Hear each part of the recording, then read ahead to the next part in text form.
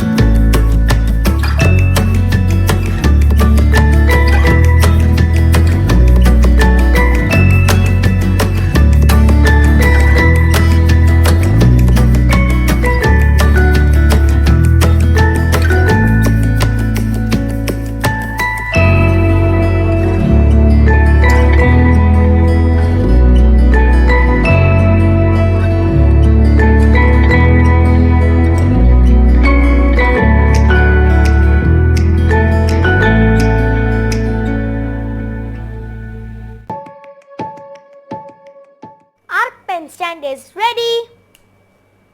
So here is our pen stand. So this was the small video how to make pen stand part 2.